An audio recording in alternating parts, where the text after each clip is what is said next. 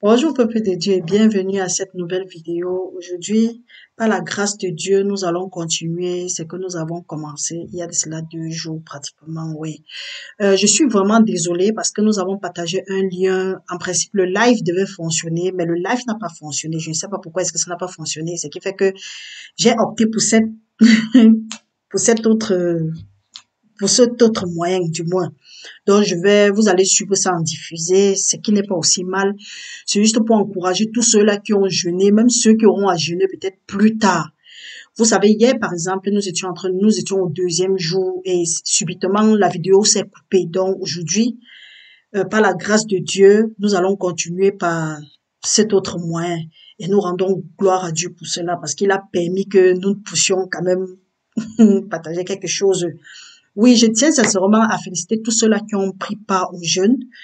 Euh, Aujourd'hui, c'était le dernier jour. En principe, cette vidéo devait m'être faite un peu plus tôt parce que si vous avez constaté hier, comme on disait, ça s'est coupé à mi-chemin.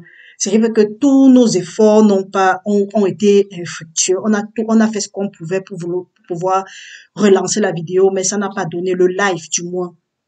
Donc aujourd'hui, nous allons continuer avec ce que nous avons commencé il y a de cela quelques jours. Et nous allons seulement demander à Dieu de nous fortifier, de nous garder. Et vous savez, nous ne pouvons pas commencer sans remercier le Seigneur. Mettons-nous en présence du Seigneur et adorons-le. Seigneur, mon Dieu, mon roi, et te remercie infiniment pour tout ce que tu fais dans nos vies. Nous te remercions, Seigneur, d'avoir fait que cette vidéo soit possible aujourd'hui. Papa, tu te remercies d'avoir fortifié tes frères, mes frères et mes sœurs. Merci, Père éternel, parce que tu nous as permis d'être ici aujourd'hui, malgré les traits enflammés de l'ennemi. Papa, tu es plus que vainqueur. Nous sommes plus que vainqueurs dans le Seigneur Jésus-Christ. Papa, que tout ce que nous allons faire, que ce soit seulement pour te glorifier dans nos vies au nom de Jésus. Papa, nous te remercions et nous te prions, Papa, visite chacun de nous avec ta miséricorde afin que nous parvenions à la vérité. Papa, que tout mensonge de l'ennemi dans nos têtes, aide-nous, Seigneur, à renouveler notre esprit, à savoir et à discerner ce qui est bon et agréable à toi. Père éternel, nous te remercions, nous te demandons de nous fortifier, nous te demandons de nous garder. Merci, Père éternel, de continuer à fortifier mes frères et sœurs dans le monde entier. Au nom de Jésus, nous avons prié. Donc, mes frères et sœurs, le thème de notre jeûne, en fait, c'était les secrets pour être heureux. Donc, si tu veux être heureux, il y a seulement les conditions à remplir. Et la seule condition à remplir, ce n'est que suivre le Seigneur. Nous avons dit ici, par exemple, le premier jour que vivre heureux, du moins, notre bonheur ne dépend pas de notre matériel, ça ne dépend pas de nos biens matériels ou bien ça ne dépend pas de quelle somme d'argent nous avons dans nos comptes et autres. Vivre heureux, c'est vivre la plénitude du Saint-Esprit. Et vivre la plénitude du Saint-Esprit veut dire quoi? Ça veut dire que quand tu es quand tu es aligné à tes fondements, quand tu es vraiment là où Dieu veut que tu sois, tu ne sens pas un manque dans ta vie. Tout ce que tu fais, tu vas prospérer parce que c'est la volonté de Dieu que nous soyons toujours en bonne santé. C'est la volonté de Dieu que nous prospérons à tout égard. Donc, si tu constates que tu stagnes et que tu n'arrives même pas à être heureux, il faut savoir que quelque chose n'a pas marché quelque part. Et il faut savoir que ce n'est pas ce que Dieu veut pour toi à la base, parce que ce que Dieu veut pour nous à la base, c'est que nous prospérons et que nous soyons toujours en bonne santé. Donc, mes frères et sœurs, aujourd'hui, on va continuer, on va globaliser ça. Ne vous étonnez pas que je vais un peu aller vite parce qu'aujourd'hui, hier, par exemple, comme la vidéo s'est coupée, je vais essayer de condenser ce qu'on devait se dire hier. Donc, nous allons faire une petite synthèse de ce que nous avons fait. Nous avons parlé le premier jour, nous avons dit que pour être heureux, la première condition était connaître Dieu. La deuxième était obéir et mettre en pratique la parole de Dieu. La troisième était vivre selon le Saint-Esprit, parce que la parole de Dieu dit que ceux-là qui marchent selon l'Esprit sont appelés enfants, sont appelés fils de Dieu. Le quatrième, c'était se confier en Dieu. Le cinquième, c'était garder sa langue du mal, parce que Dieu n'aime pas une langue mensongère. Et puis, passer du temps avec les gens heureux. Les gens heureux ne veulent pas dire des gens qui vivent dans l'opulence, ou bien parce que quelqu'un peut bien vivre dans l'opulence et il n'est pas heureux. Donc, vivre avec les gens, être avec les gens heureux veut simplement dire être avec les gens qui ont les mêmes motivations que toi. En tout cas, être avec les gens qui cherchent le Seigneur, parce que ce n'est que là-bas que tu vas grandir. Parce que Proverbe 27, par exemple, nous disait, c'est le faire qu'il aime le faire. Donc, là où il y a un adage aussi qui dit, dis-moi avec qui tu marches et je te dirai qui tu es. La parole de Dieu nous dit, par exemple, que les mauvaises compagnies corrompent les bonnes mœurs. Donc, et on ne doit pas se mettre sur un même jour qu'avec les païens. Bon, ça, là, c'est autre chose. Ça ne veut pas dire que tu vas fuir tout le monde. Donc, le dernier, c'était de recevoir le pardon de Dieu. On reçoit le pardon de Dieu comment? Nous recevons le pardon de Dieu en disant, OK, tu as peut-être fait quelque chose, tu as posé un acte avant de connaître le Seigneur, ou bien tu as posé un acte entre-temps. Maintenant, tu es dans le Seigneur. Le Seigneur dit que si tu confesses tes péchés, il est juste et bon pour te les pardonner nous, et te purifier de toute iniquité. Tu as prié pour ce problème. Mais pourquoi est-ce que toutefois que tu reviens dans le Seigneur, tu dis Seigneur, pardonne-moi pour ce que j'avais fait. Même si tu as pratiqué la sorcellerie sur Marie, tu as pratiqué n'importe quoi. Mon frère, ma soeur, Dieu n'est pas là. Dieu ne désire pas la mort d'un pécheur. Et si Dieu dit qu'il ne désire pas la mort d'un pécheur, qui suis-je pour ne pas te pardonner, toi qui as pratiqué la sorcellerie sur moi? Je ne suis personne. Mais je dois seulement limiter mes interactions avec toi. Comment? Ça ne veut pas dire que je vais te rejeter. Ça ne veut pas, ça veut dire que je dois être prudente.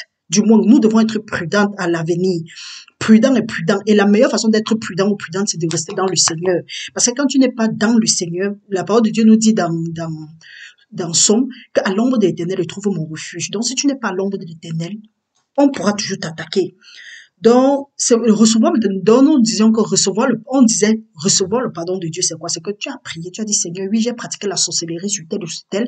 Si, assure-toi seulement que tu as fait la restitution. La restitution, c'est quoi? Tu es allé vers la personne et tu as demandé pardon. Maintenant, quand tu reviens à Dieu, tu dis que Seigneur, j'ai fait comme ça, j'ai fait comme ça. Là, le Seigneur te dit oui, je t'ai pardonné. Et il a dit que si tu confesses tes péchés, il est juste et bon pour te les pardonner et te purifier de toute iniquité. C'est quoi? Chaque fois que tu viens, tu casses les oreilles à Dieu. Dieu ne veut pas ça. Là, maintenant, ça montre, c'est un signe d'incrédulité. Et là, Dieu n'aime pas l'incrédulité parce que Dieu veille sur sa parole pour l'accomplir. Ce qu'il dit est oui et amen. Donc, s'il t'a dit qu'il t'a pardonné tes péchés, accepte qu'il t'a pardonné tes péchés et tu avances. Donc, c'était ça. Le premier jour, par exemple, on a dit que qu'est-ce que je dirais? Le thème de notre jeûne même, c'était les secrets pour être heureux. Et pour cela, nous avons lu Matthieu 5 à partir du verset 1. Bon, nous pouvons lire. Voyant la foule, Jésus monta sur la montagne et après qu'il se fut assis, ses disciples s'approchèrent de lui, puis ayant ouvert la bouche, il les enseigna en disant, heureux les pauvres en esprit, car le royaume des cieux est à eux. Heureux les affligés, car ils seront consolés. Heureux les débonnaires, car ils hériteront la terre. Heureux ceux qui ont faim de la justice, car ils seront rassasiés. C'est à ce niveau-là que nous nous sommes arrêtés hier. Donc aujourd'hui, nous allons continuer. Quand Jésus-Christ dit que heureux ceux qui ont faim, car ils seront rassasiés, ce n'est pas dit ceux qui ont faim du pain. Ça veut dire ceux qui ont faim et soif de la justice de Dieu. Et la justice de Dieu, c'est quoi? C'est que tu veux faire ce que Dieu te demande de faire. Tu n'es pas là pour discuter. Parce que quand on dit que oui, Dieu c'est oui et amen, tu fais ce que Dieu te dit de faire. Donc, il n'y a pas de restriction. La parole de Dieu dit que ceux-là qui ont faim et soif de la justice, ils seront rassasiés. Nous pouvons lire ça dans Matthieu 5 au verset 6. Oui. Allons maintenant lire un peu dans Jean 2, 17. On voit ce que la parole de Dieu nous dit là-bas. Jean 2, 17 dit ceci. Je lis au nom du Seigneur. Jean 2, 17 nous dit... Ses disciples se souvirent qu'il est écrit, le zèle de ta maison me dévore. Le zèle de la maison de Dieu, le zèle de la maison de Jésus-Christ le dévore. Pourquoi? Parce que quand tu as faim et tu as soif de la justice, tout ce que tu veux faire doit être seulement en accord avec ce que Dieu te dit. Ce n'est plus le genre où tu restes comme ça, tu voulais voir un film ou bien tu voulais manger quelque chose, tu te démerdais pour avoir cette chose-là. En ce moment-là, tout ce que tu veux respirer Dieu, tout ce que tu fais, tout ce que tu veux faire, tu veux glorifier Dieu avec. Donc c'est ça qui dit que c'est ça qui montre que tu as faim et tu as soif de la justice de Dieu. Nous pouvons aussi lire un autre chapitre. Je vous ai dit que nous allons aller un peu rapidement. Je vais donner les versets un peu en tout cas, je vais donner le verset. Nous allons par exemple dans Isaïe 41. Isaïe 41 dit quelque chose. Allons lire. Isaïe 41 à partir du verset 17 jusqu'à 19. La parole de Dieu nous dit. Isaïe 41, excusez-moi, je suis allée à son. Isaïe 41 du verset 17 à 19. Je lis au nom du Seigneur. Les malheureux et les indigents cherchent de l'eau et il n'y en a point. Leur langue est desséchée par la soif. Moi, l'Éternel, je les exaucerai. Moi, le Dieu d'Israël, je les donnerai, je ne les abandonnerai pas. Je ferai jaillir des fleuves sur des collines et des sources au milieu des vallées. Je changerai le désert en étang et la terre aride en courant d'eau. je mettrai dans le désert le cèdre d'acacia. Donc c'est pour dire quoi? Jésus-Christ, par exemple, s'était placé au milieu de, quand il a commencé son ministère, il s'est placé devant la foule, il a dit que celui qui a soif vient à moi et qu'il boive, et les sources d'eau vive vont couler en lui. C'est pour dire quoi? Le même scénario qui s'est passé hier se passe encore aujourd'hui. Jésus-Christ dit que venez à moi, vous qui avez faim et soif de la justice. Donc, parfois, quand je comprenais faim et soif, je croyais que oui, ça parle de la nourriture physique. Non. Dieu dit que si tu as faim et tu as soif, viens à lui et tu vas manger ou bien tu vas acheter sans argent. Ça veut dire quoi? Nous avons la parole de Dieu un peu partout. Et la parole de Dieu dit que Romains 10, 17 dit que la foi vient de ce qu'on entend et ce qu'on entend vient de la parole de Dieu. C'est pourquoi je dis aussi souvent ici, comme certains de mes frères aussi disent dans le monde entier, tu n'as pas besoin d'acheter la chose de Dieu. Et la parole de Dieu le dit. Les choses de Dieu ne s'acquièrent pas à prix d'argent.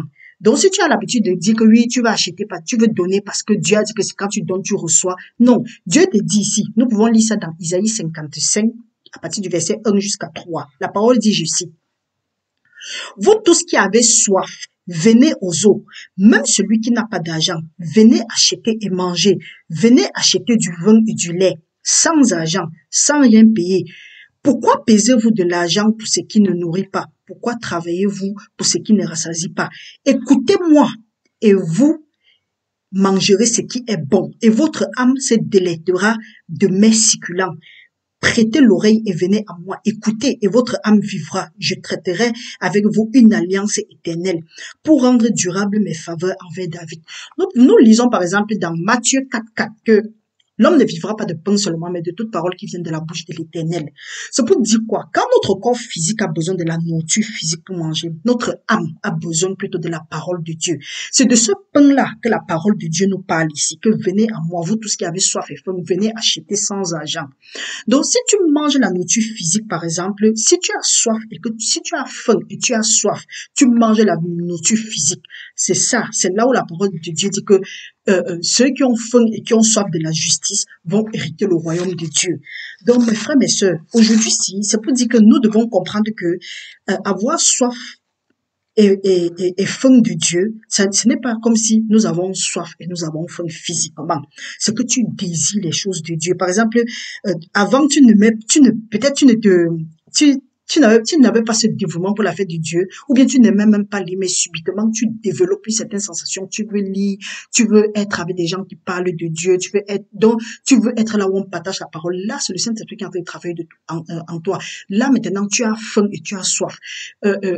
Tant que tu es même quelque part, tu veux seulement, dès que tu entends, par exemple, que oui, Jésus ou bien Dieu, même si ce n'est même pas Jésus, tu comprends, quelqu'un dit Dieu, tu as tendance à te replier vers la personne. Pourquoi? Parce que là, en ce moment-là, ça montre ta soif et ça montre ta faim. Et n'aie pas peur pour dire que non, quand c'est comme ça, là, peut-être, on va me mettre dans quelque chose qui ne va pas. Ou bien, Dieu connaît ton cœur. Et la parole de Dieu dit que Dieu sait ceux qui lui appartiennent. Donc, mon frère, ma soeur, c'est une très bonne chose de servir le Seigneur. La parole de Dieu nous dit, heureux ceux qui ont faim, car ils seront rassasiés. Donc, quand tu viens, tu achètes, tu manges tu achètes sans argent. C'est pour dire que oui, Dieu est en train de te rassasier. Donc, en conclusion, ce que nous allons dire, c'est que si tu as soif, avoir soif et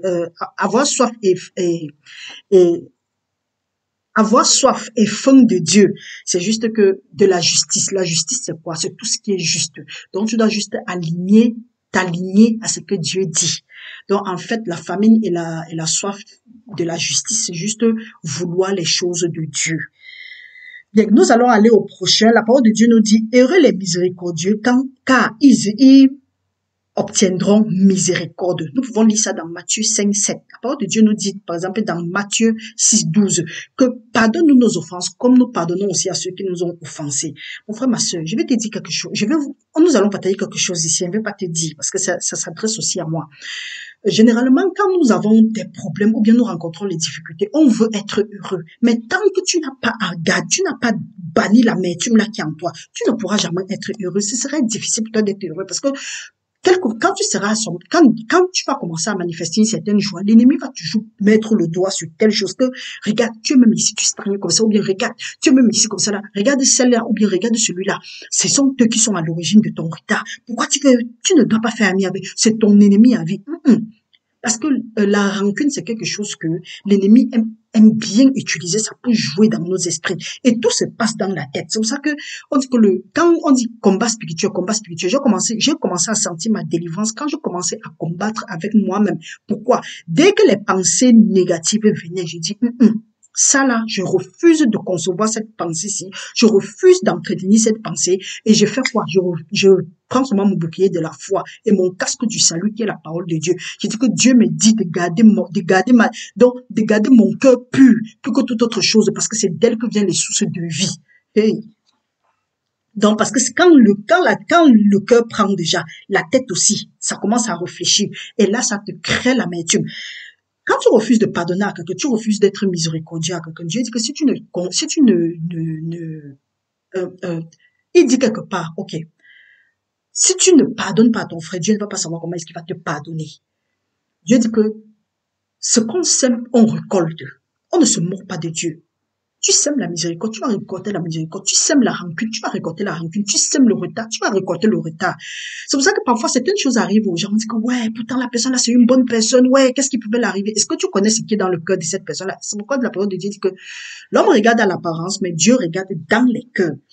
Nous pouvons aussi lire dans Matthieu 7:2 qui dit, ne jugez point afin que vous ne soyez point jugés, car on vous jugera du jugement dont vous seriez jugés. Et l'on vous mesurera avec la mesure dont vous mesurez. C'est pour dire quoi? Quand tu refuses de pardonner à quelqu'un, il n'est pas étonnant que tu stagnes. Parce que la parole de Dieu dit aussi que si tu refuses de pardonner à ton frère, sache que ton Père aussi qui est dans le ciel ne va pas te pardonner. Parce que quand nous lisons dans Matthieu 18, du verset 23 à 35, nous voyons l'histoire de deux personnes. Il y a un qui devait près de 10 000 à son patron. Bon, prenons ça comme ça là. Vous pouvez aller lire Matthieu 18 chapitre 18 du verset 23 à 35. Il devait 10 000 quelque chose dénier à son patron. Il a supplié. Son patron a dit qu'on va le vendre avec sa famille. Il a supplié, il a dit que non, je vais te payer tout. Avec le cœur de compassion, son patron a dit ok, je le laisse. Celui à qui il devait a dit ok, je te laisse ça, vas-y. Maintenant, il est parti au quartier. Il a vu un autre qui lui devait un seul sang, ou bien un sang. On peut même dire peut-être 1000 francs. Il a menacé ce garçon et bien. Les gens qui ont témoigné ça sont rentrés maintenant dit au grand patron là que voilà ce qui s'est passé. Le grand patron a appelé, il a dit que mais j'ai t'ai fait miséricorde. Pourquoi tu ne peux pas aussi faire miséricorde à tel? Maintenant il a dit que tu vas maintenant me payer tout cet argent là. Mettez-le que pour qu'on le mette en prison. Et quand on l'a mis en prison, c'est la même chose.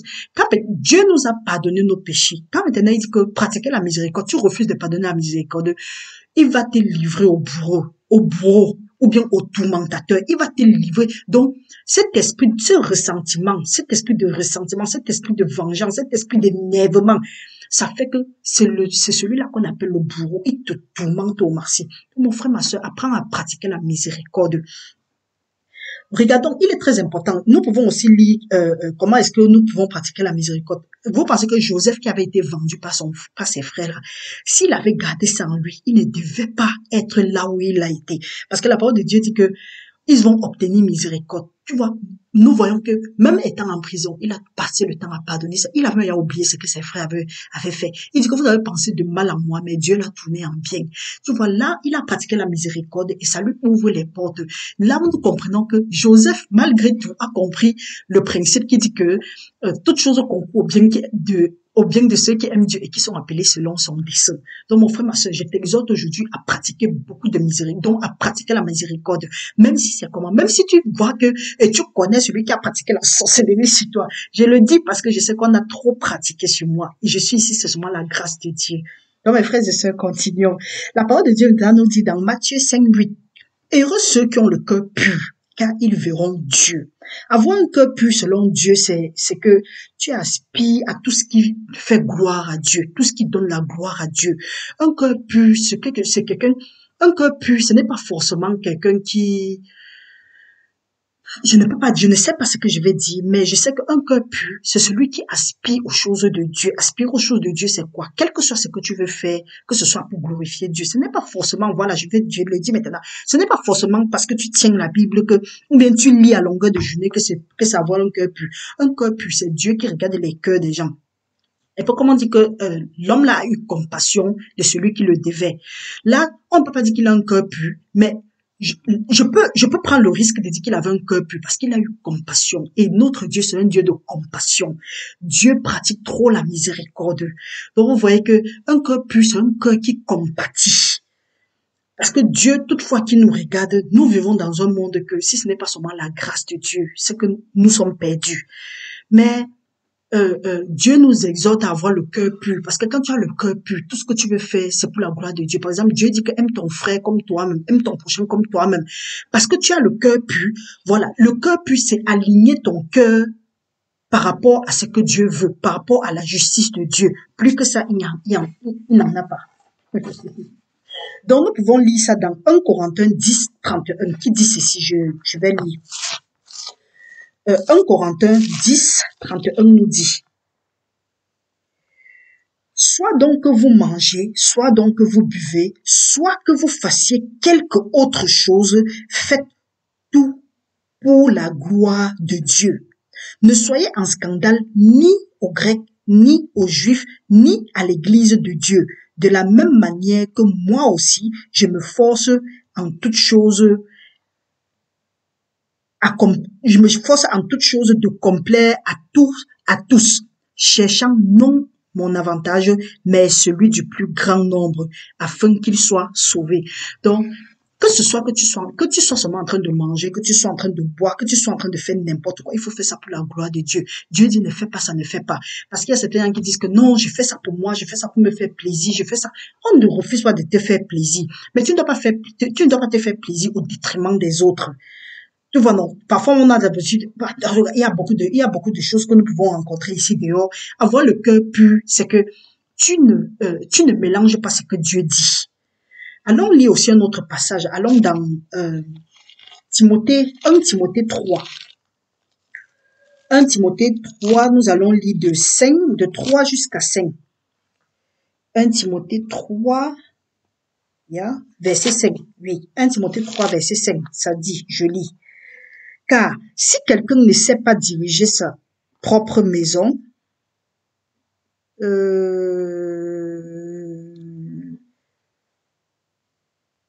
il y a quelque chose qui n'a pas marché. Excusez-moi. Je crois que c'était 5, 3.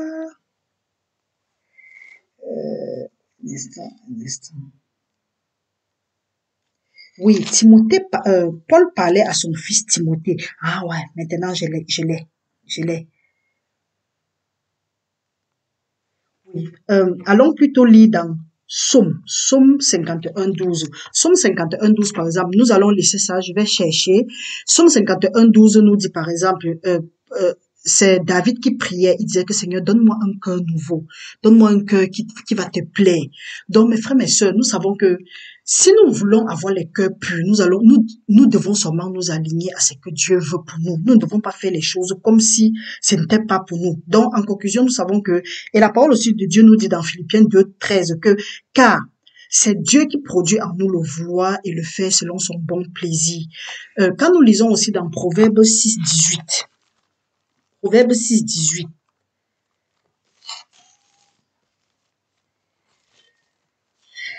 On lit au nom du Seigneur. Proverbe 6, 18 dit.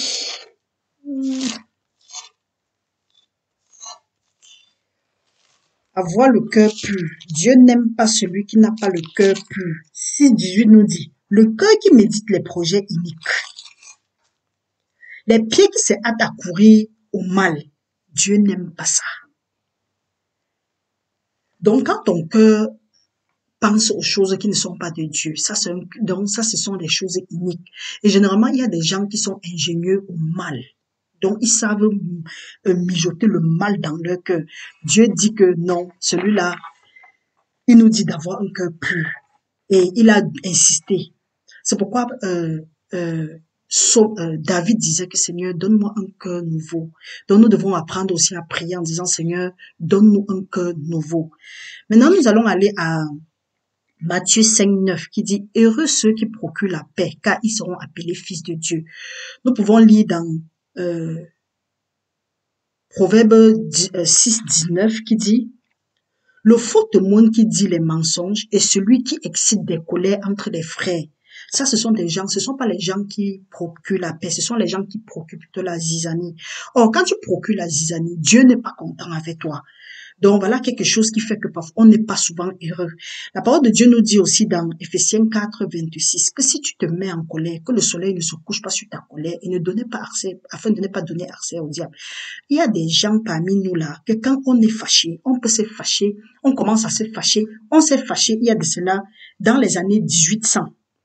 La personne s'est convertie, il a donné sa vie, il ou elle a donné sa vie à Dieu. Aujourd'hui, nous sommes dans les années 2000. Mais dès que tu manifestes, tu dis peut-être que telle personne, hey, si c'est telle, pardon, ne parle pas de telle personne à côté de moi parce que je n'en ai rien à faire et tu t'appelles chrétienne. Tu seras surpris, tu seras surprise. Parce que là, tu n'es pas en train de procurer la paix. Là, tu es plutôt en train de procurer, on appelle ça quoi? L'amertume. Pourquoi est-ce que nous ne pouvons pas être comme Barnabas? La parole de Dieu dit que Barnabas est encore appelé le fils de l'exhortation ou le fils de la consolation. C'est pour dire quoi? Lui, il procurait la paix. Partout où il arrivait, les gens étaient heureux. Prions seulement le Seigneur en disant que Seigneur, donne-nous la possibilité, ouvre nos bouches afin que tout ce que nous allons dire, que ce soit pour te glorifier. Dieu dit que entretenez-vous pas des psaumes, pas des louanges. Donc, donnez-vous, encouragez-vous les uns les autres, priez les uns pour les autres. Quand tu fais ça, tu procures la paix. Tu peux même regarder quelqu'un. Parfois, il suffit seulement d'avancer une parole un peu mielleuse à quelqu'un pour que la personne se sente bien. Toi, ça te fait quoi d'envoyer une parole mielleuse à quelqu'un? Il y a des gens qu'on appelle, je sais pas comment est-ce qu'on appelle ces gens-là, mais que Dieu nous préserve, nous tous. Il y a des gens que tu ne peux pas apprécier quelqu'un d'autre devant lui ou devant elle. Ils auront quelque chose de maladie de la personne. Voilà des gens qui ne procurent pas la paix. Qui ne procurent pas la paix. Ces gens, des gens sont des gens qui procurent, donc ils propagent du poison. Donc il faut se retirer de ce genre de personnes-là.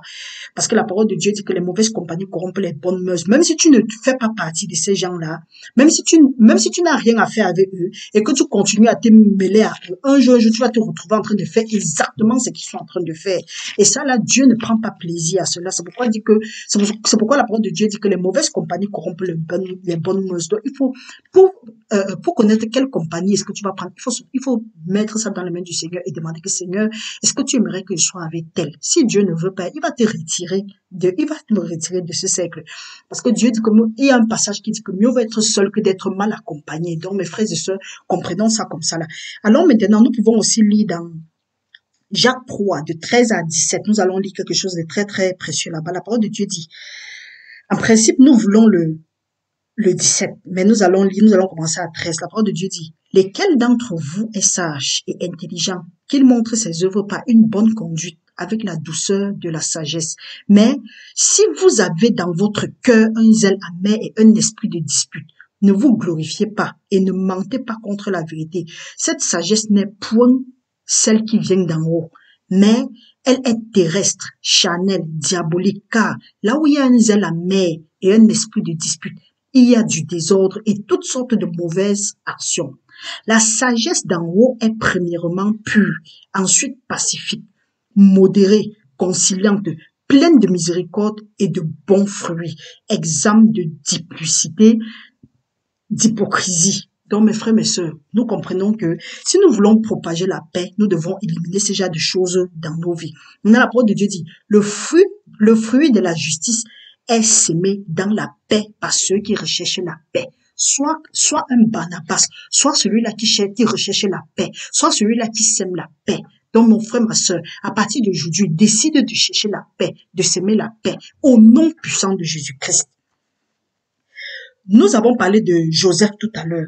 Joseph, par exemple, c'était aussi un semeur de paix. Parce que même comme ses frères avaient fait ce qu'ils avaient fait, on l'a nommé, je sais pas si, bon, après le pharaon, c'était lui qui était en Égypte. Et vous savez que quand il y a eu la famine, ses frères sont venus pour vouloir avoir de la nourriture. Mais quand Joseph les a vus, il pouvait garder l'amertume là, donc le trouble là.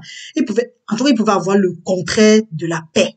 L'amertume, le ressentiment, la vengeance et tout autre chose. Mais qu'est-ce qu'il a fait? Il a pu appeler ses frères, il a dit, venez, on va manger. C'est vrai qu'il ne s'est pas montré le premier jour, mais il a eu de la compassion, parce que toutes ces choses-là, la paix, la miséricorde et autres, ça commence par la compassion. En ce moment-là, il a même plutôt eu pitié de ses frères.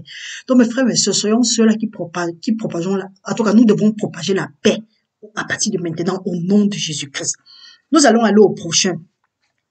Nous pouvons aussi lire, en tout cas, nous pouvons lire Romains 12, 18 qui dit, s'il est possible, autant que cela dépend de vous, soyez en paix avec tout le monde.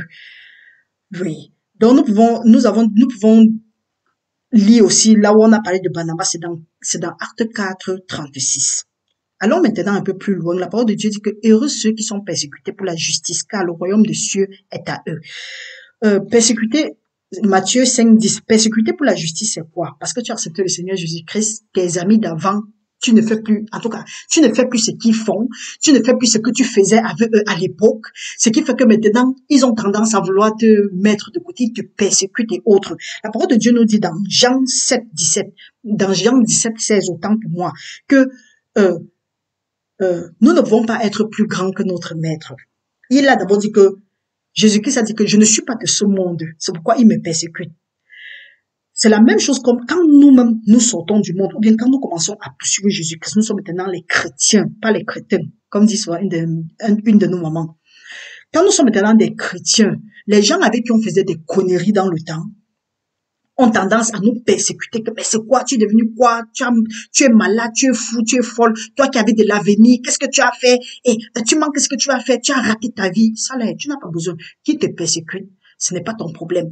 Maintenant, quand on te persécute pour la justice, parce qu'on avait tu avais l'habitude de faire les corruptions avec eux, de faire les micmacs avec eux. Comme tu ne fais plus, tu dis que non, Dieu ne veut pas ça. Ça devient que tu es la cible à abattre. Ça, c'est être persécuté. C'est pourquoi Jésus-Christ dit que oui, lui n'est pas de ce monde. C'est pourquoi il est persécuté. Et que, il a dit plus tard dans Jean 15, 20, parce que nous, on ne peut pas être plus grand que lui. Si lui, on l'a persécuté, nous aussi, on sera persécuté. Donc, si tu es un chrétien et que si tu es quelqu'un qui suit le Seigneur Jésus-Christ, tu as donné ta vie et que tu vis selon les standards de la Bible, ce que la Bible demande, il faut, ne t'étonne pas, tu vas être persécuté. Si tu n'es pas persécuté, il faut voir si tu n'es pas en train de diluer ta vie de prière. Et ceux qui te persécutent généralement ne sont pas les gens de l'extérieur. Généralement, ce sont les gens de ta propre maison. La parole de Dieu nous dit, aussi dans Marc 16, 24, que si tu aimes ton père, ta mère, si tu ne dénailles pas ton père, ta mère, ta soeur, ton frère, et tu prends la décision de le suivre, si tu ne renonces pas à tout ça, même à toi-même, et prendre la décision de le suivre, c'est que tu n'es pas digne d'être son disciple. Être le disciple de Dieu, ça veut dire quoi? Haïs ton père, ta mère et tout ce que la parole de Dieu nous dit dans Matthieu 16, 24. Ça veut pas dire que tu vas détester tout le monde. Très loin de là.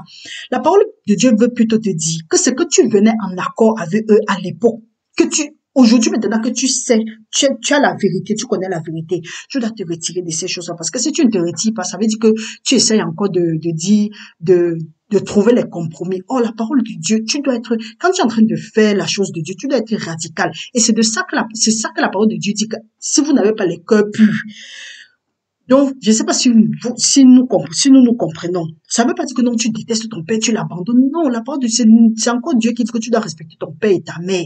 Les respecter ne veut pas dire que tu es béni, oui, tu acceptes tout ce qu'ils disent. Tu restes tranquille, tu les respectes, mais ce qu'ils disent qui ne marche pas avec ta foi, qui va à l'encontre de ta foi, tu quittes ça. Parce que si tu dis que oui, Dieu a dit que respecte mon père et ma mère, il a dit de respecter ton père et ta mère, mais pas de les suivre dans l'injustice ou bien de les suivre sur le faux chemin qu'ils sont en train de prendre. Donc, c'est un peu ça, être persécuté pour la justice. Donc, maintenant aussi, nous pouvons lire dans le verset, dans Luc 22, de 28 à 29. Nous allons lire quelque chose là-bas. La parole de Dieu nous dit, je lis, nous allons commencer à 27. Car, quel est le plus grand?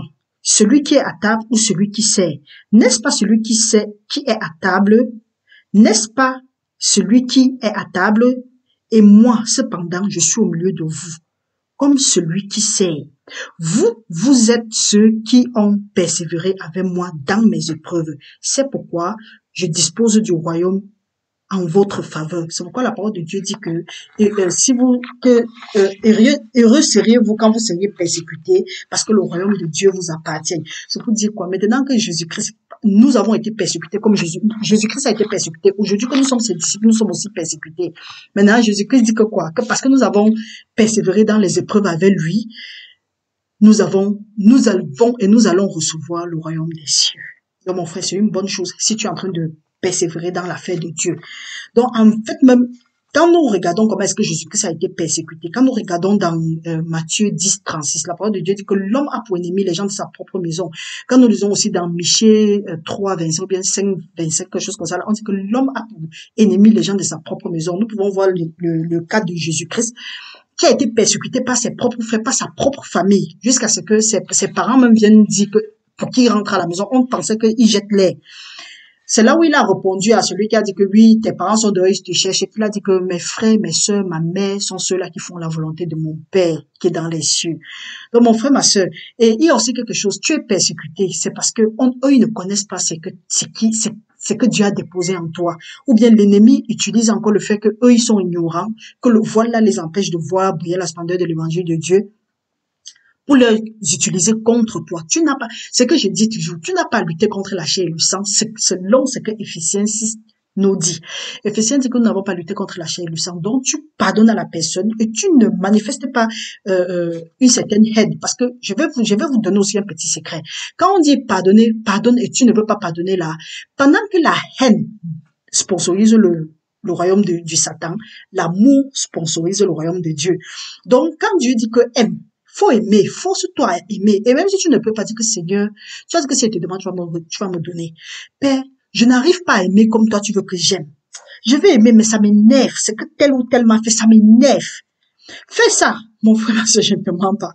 Quelque temps après, tu vas, peut-être à l'instant là, tu ne vas pas te sentir soulagé. Mais quelque temps après, tu vas te sentir soulagé et très bien même. Oui, comme on disait là. Donc, parfois les gens qui te persécutent, les gens qui te méprisent sont les gens de ta propre maison. Pourtant, Dieu a déposé quelque chose en toi. L'ennemi utilise ceux-là qui ne connaissent pas encore Dieu pour te persécuter au maximum. Mon frère, ma soeur, persévère, parce que Dieu dit que celui-là qui se retire de la foi, Dieu ne prend pas plaisir à lui. Et nous venons encore de lire que parce que vous avez persévéré avec moi, je mets le royaume de Dieu, le royaume des cieux à votre disposition. Donc, mon frère, ma soeur, faut aussi savoir que en tant que prophète, prophétesse, en tant qu'homme de Dieu, disciple du Seigneur Jésus-Christ, tu seras méprisé dans ta propre maison. La preuve en est que Jésus-Christ, quand nous lisons dans Marc 4, 6, 4, la parole de Dieu dit qu'un prophète est méprisé dans sa patrie, parmi ses parents et dans sa maison. Donc, on va jamais te connaître chez toi. On va te connaître ailleurs. Donc, si tu attends la renommée chez vous, ou bien chez toi, il y a tes frères qui vont te dire qu'on va jamais te supporter dans ce que tu fais. Et ça, là, tu t'en tapes. Excusez-moi pour ma vulgarité. Et la parole de Dieu aussi nous dit dans Luc 14, 26, que si quelqu'un veut le suivre, il doit renoncer à lui et porter sa croix pour le suivre. Porter ta croix veut dire quoi? Quand tu vas commencer à servir le Seigneur, on va dire toutes choses, on va dire tout ce qu'on peut dire de toi. Oh, tu es parvenu, oh, tu as raté ta vie, oh, tu es monté, tu es descendu, tu n'en as rien à faire. Tu avances. Parce que ce que les hommes disent, ça n'a pas de sens. Parce que quand ils t'apprécient, ils partent et que tu as tes difficultés, tu as tes frustrations, tu es malheureux, on va t'apprécier et partir. Mais c'est toi qui vas rester avec le mal, avec les problèmes, les frustrations et tout ça là. Malgré, ou bien peut-être tu as eu une promotion, tu as peut-être construit une nouvelle maison, tu as eu une nouvelle voiture. Les gens vont venir fêter avec toi. Mais quand tu vas aller, le tuyau peut-être de la douche va se casser, c'est toi qui vas souffrir dessus. Tu vas prendre la voiture pour mettre ne serait-ce que même l'essence pour conduire, c'est encore toi qui vas souffrir. Tu as une promotion, tu danses avec les gens, mais les gens ne savent pas le stress que tu as mis dessus pour avoir cette promotion-là. Alors que quand tu es avec Dieu, peu importe, Dieu te donne donc la paix, la joie de l'Éternel est notre force.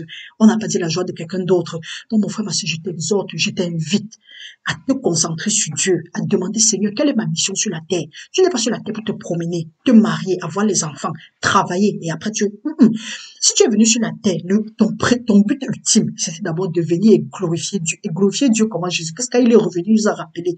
Notre but ultime, c'est d'aller et d'évangéliser et de faire des nations les disciples. Voilà notre but ultime. Et tant que tu n'es pas tant que tu n'es pas dans ta mission, qu'est-ce que je vais dire? Tant que tu n'es pas dans ta destinée, dans le chemin que Dieu voulait, si tu n'as pas encore trouvé pourquoi tu es sur la terre, c'est normal que tu sois malheureux.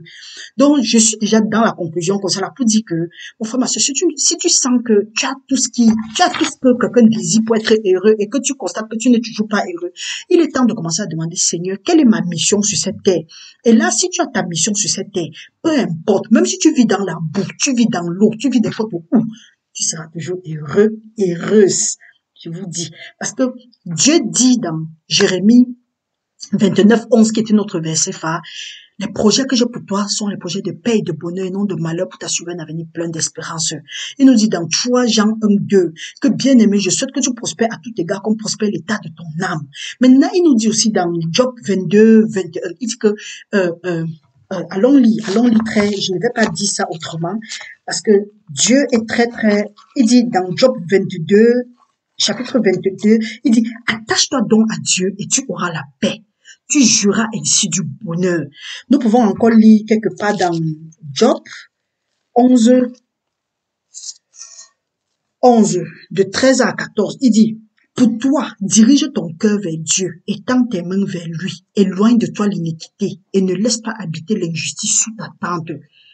Donc, vous comprenez que pour être heureux, comme on a dit là, c'est seulement de faire la volonté de Dieu, c'est obéir Dieu, c'est chercher la justice, c'est aligner tes pensées aux pensées de Dieu. C'est pourquoi il nous dit dans Romains 12, 2 que ne vous conformez pas au monde présent, mais soyez renouvelés dans votre intelligence afin de savoir ce qui est bon et agréable à Dieu. Donc, mon frère, ma soeur, jusqu'à ce que tu renouvelles ton intelligence. Renouveler ton intelligence veut dire quoi?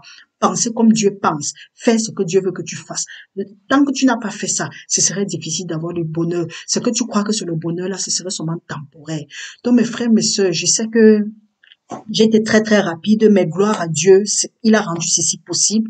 Vous allez juste suivre ça en diffusé et nous allons essayer de voir ce qui ne marche pas avec l'appareil. Je ne sais pas si c'est l'appareil ou bien c'est la connexion, mais je crois que ça a plus à faire avec la connexion. Mais gloire à Dieu, ça a été possible. Je profite de ce pas pour dire beaucoup de courage à tous ceux-là qui ont gêné. Le Seigneur est votre force, le Seigneur est notre force. Et retenez que nous avons nos 3 jours de jeûne chaque fin du mois. Déjà le mois prochain, à la fin du mois, nous avons nos 3 jours de jeûne.